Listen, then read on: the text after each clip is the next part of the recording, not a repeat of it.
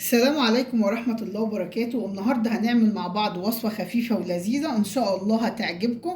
هنعمل مع بعض صينية جمبري في الفرن بطريقة بسيطة وسهلة، وإن شاء الله تنال إعجابكم. المكونات معانا جمبري أهو، وطبعا هعرفكم إزاي ننظف الجمبري، وهنبدأ مع بعض زي ما احنا متعودين من الغسيل والتنظيف، وهنظبط الدنيا مع بعض خالص. معانا المكونات الجمبري، ومعانا بقدونس، ومعانا كمون وفلفل اسود وكزبره وملح، ومعانا هريسه الثوم عليها كزبره وملح وكمون، وعليها فلفل اسود وليمون، وكمان قرن فلفل رومي، ولو حابه ان انت تحطيه حراق دي برضو ترجع لك، وطماطم مقطعاها مكعبات، ومعانا فلفل كمان رومي وبصل وليمون. الوصفة معانا النهاردة لذيذة وحلوة وإن شاء الله تعجبكم، بس ركزوا معايا. وطبعا تنظيف الجمبري سهل إن شاء الله، وهتتعلموه بكل بساطة وسهولة. يلا بينا نبدأ وصفتنا النهاردة. الجمبري معانا زي ما احنا شايفين، هو حجمه صغير مش كبير. هنمسكه كده. طيب اول حاجة احنا بنعملها نجيب مقص كبير صغير، المهم نكون غاسلينه كويس، وهنبدأ نقص كل الشوارب اللي طالعة منه دي. تمام، دي اول حاجة هنعملها. كل الشوارب اللي طالعة من الجمبري دي هنبدأ نقصقصها. طبعا احنا مش هنقشره عشان احنا هنعمله صينية في الفرن. قصينا كل الشوارب بتاعته، باجي كده اتنيه. طبعا لو بخلة يكون احسن، بس طبعا انا ما عنديش خلة، ممكن اعمله بالمقص. اروح مطلعة من يعني القشرة اللي قبل الاخيرة كده، اروح اطلع كده طرف. انا عايزة دلوقتي احوش الكيس الرملي، واروح شادة الكيس الرملي بالراحة كده اهو. طلع معايا بكل بساطة اهو، وكده خلاص الجمبرية نضفت وبقت زي الفل. تعالوا نعمل واحدة تانية مع بعض اهو. باجي بالمقص اقص كل الشوارب اللي فيه دي اهو، واجي من قبل القشرة الأخيرة كده، واروح حاطة كده، سواء بس اللي هو بالمقص، سواء بسكينة او بأي حاجة او بخلة اهي. قطعتها كده، وبعدين بالراحة بمسك طرف الكيس الرملي كده، واروح شداه بالراحة كده عشان ما يتقطعش مني. خلاص كده بقت نضيفة وزي الفل. اعمل معاك واحدة تانية اهو. امسكها كده، اقصقص كل الشوارب دي اهي. تنظيفه سهل وبسيط اهو. اقطع كل ده كده، وهاجي كده واروح عاملة كده اهو. الكيس الرملي معايا اهو، واروح شداب بالراحة خالص معايا بالطريقة دي كده. طلع معانا الكيس الرملي بكل بساطة وسهولة. هنعمل كل الكمية اللي معانا. اعمل معاكم واحدة تانية عشان تتعلموها. يلا نعمل واحدة تانية مع بعض. بنقص اهو برضه اهو. المهم ان احنا نكون غاسلين المقص بتاعنا كويس برضه اهو. وهاجي هنا ادخل كده، واروح شادة الكيس الرملي بكل بساطة. طلع معايا بكل سهولة اهو، واروح حاشاه كده اهو. تمام كده. اظن الموضوع سهل وبسيط خالص، واسهل مما تتخيلوا. جربوا وان شاء الله هتعملوها وهتبقى سهلة معاكم. هخلص كل الكمية اللي معايا وبعدين ارجع لكم تاني. خلصت كده تنظيف الكمية اللي كانت معايا كلها قصقصتها وطلعت منها الكيس الرملي. في الفترة دي بقى هبدأ احط لها بقى محلول نقع عشان نغسلها. هنحط لها دقيق وملح، وهنحط معلقتين خل، وخمس دقايق بس، وهنحوش المحلول منها ونشطفها شطفة كويسة، ونحط لها ليمونة، ونقطع الليمونة معانا عشان القشر كمان بيحوش الزفارة بتاعت السمك او بتاع اي حاجة. هننقعه شوية 5 دقايق في محلول النقع ده، وبعد كده نشطفها شطفة كويسة مرتين و3 مرات كده، ونطلعها عشان لو فيها رملة او اي حاجة تروح. طبعا لان الجمبري بيبقى فيه رملة، فخلينا ننزله في المية 3 4 مرات كده، ومية تكون وفيرة، ونطلعه ننزله في المية ونطلعه. بس نسيبه الاول في المحلول ده 5 دقايق، وبعدين نرجع لكم نشوف هنعمل ايه. خلصنا كده غسيل الجمبري معانا، وبقى شكله بيبرق زي ما انتوا شايفين اهو، وجميل وريحته فظيعه، مفيش اي ريحه زفاره.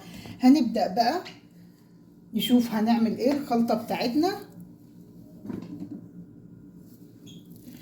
اهو. هنقطع مش بقدونس كتير يعني، او شويه قليلين. نبدا نقطع البقدونس كده بالطريقه دي.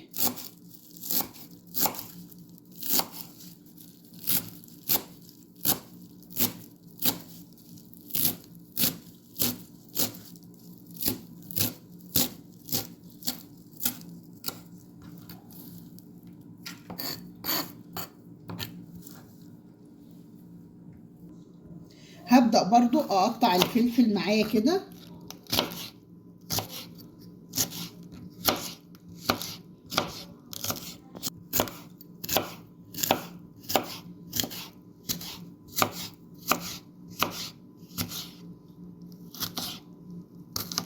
قطعنا الفلفل بالطريقة دي، ابدأ اقطع برضو البصل معانا جوانح كده.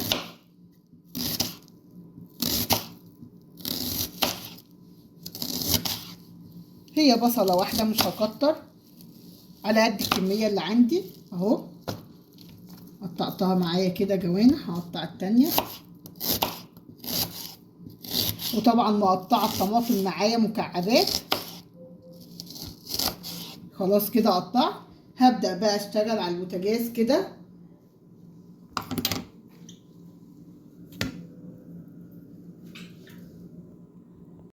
دلوقتي بقى هنحط الصينية على النار، ونبدأ نحط فيها يعني ربع كوباية زيت، مش هنكتر. تمام. انزل بقى بالبصل اللي انا مقطعاه اهو.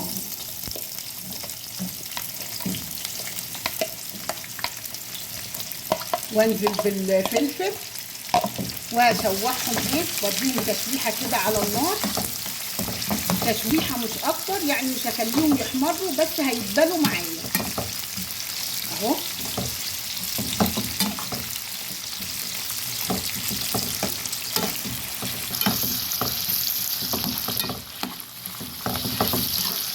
نشوح كده مع بعض الايه، البصله والفلفل. اول ما هتدبل هننزل بيها بالثوم اللي احنا عاملينه مع بعض.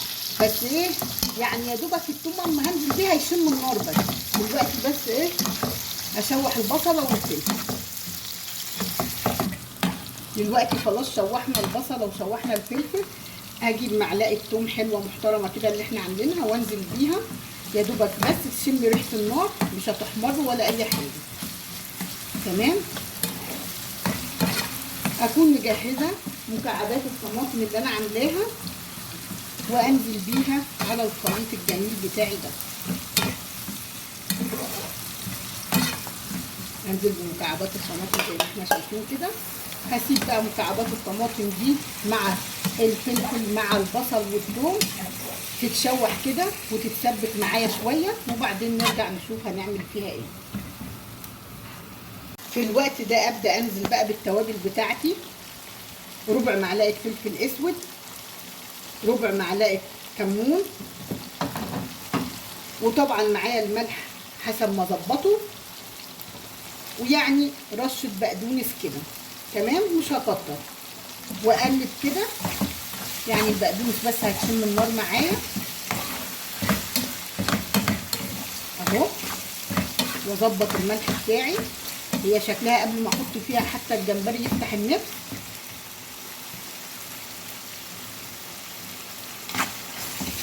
ابدا دلوقتي في المرحله دي بقى انزل بالجمبري بتاعي في الصينيه اهو بالطريقه دي كده.